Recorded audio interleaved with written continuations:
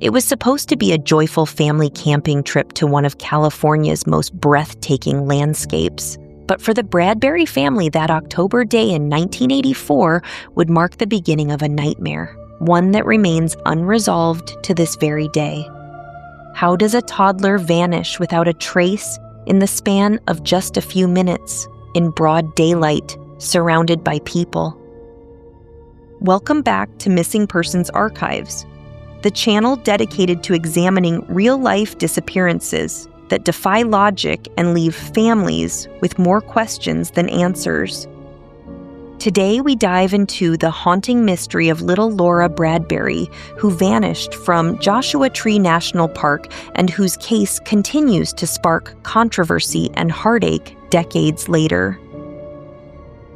It was October 18th, 1984, when the Bradbury family, Patty, Michael, and their 3 young children headed to Joshua Tree National Park, a familiar destination for them.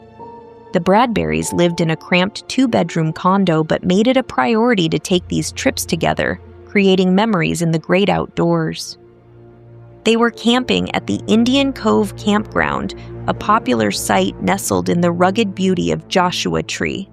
Everything seemed perfectly ordinary until 3-year-old Laura asked to go to the bathroom. Her older brother Travis, just 8 years old at the time, accompanied her to the public restrooms. Travis went inside. Laura waited just outside. When he came back out, Laura was gone. Panic set in immediately. Park rangers and search crews were mobilized within hours. Over 250 searchers scoured the area, joined by helicopters, horses, and trained dogs. For 3 days, they combed the desert terrain. Search dogs tracked Laura's scent for nearly 2 miles before it abruptly ended, a chilling detail that would fuel suspicions of abduction. But just 3 days after Laura disappeared, the official search was abruptly called off, citing no further leads. Her parents were devastated. Refusing to give up, the Bradbury family launched their own massive search campaign, spreading flyers, appearing on radio and TV, and even helping Laura become one of the first children ever featured on a milk carton. During their efforts, multiple witnesses came forward, describing a suspicious man in a metallic blue van. The man was middle-aged, pot-bellied, with a beard, and had been seen lurking near the campground around the time Laura vanished. Later that same day, a man matching the same description was seen several hours away near Burns Canyon. Despite these tips, investigators never identified the man in the van, and the lead seemed to disappear into thin air, much like Laura herself. Laura's father, Michael Bradbury, grew increasingly distrustful of the San Bernardino County Sheriff's Department, accusing them of botching the investigation and failing to follow up on legitimate tips. 2 men, Clifford LaVille and Toby Santangelo, claimed they knew someone who had taken Laura. Shockingly, after coming forward, both Clifford and Toby were shot and killed under mysterious circumstances. The Sheriff's Department dismissed their claims as unfounded. Michael Bradbury suspected a cover-up, accusing officials of prioritizing tourism over the truth, wanting to avoid the scandal of a toddler being kidnapped from a family-friendly national park. In 1986, 2 years after Laura's disappearance, a skull was found about 2 miles from the family's campsite. Early forensic tests were inconclusive. Experts couldn't determine the skull's gender or even its blood type.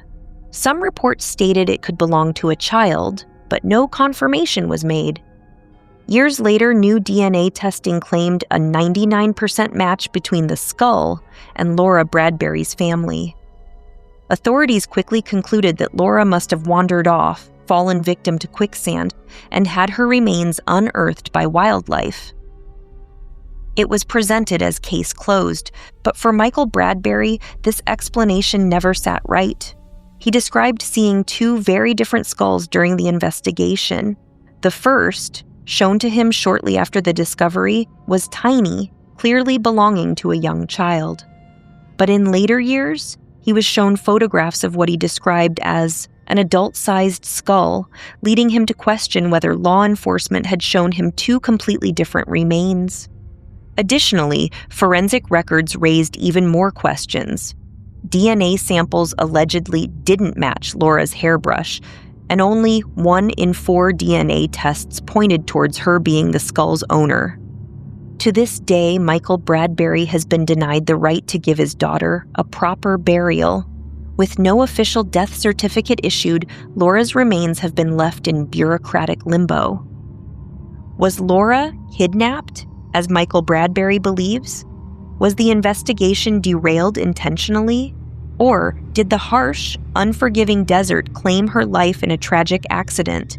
And if the skull truly belongs to Laura, how did a 3-year-old traverse 2 miles of treacherous terrain before meeting her end? And why did her scent trail simply stop? Decades have passed, but the disappearance of Laura Bradbury continues to haunt Joshua Tree National Park, her family, and everyone who's ever heard her story. For Mike Bradbury, the fight for justice remains unresolved. And for many who follow cases of missing persons, Laura's story is a grim reminder of how quickly life can change and how few answers are ever truly found.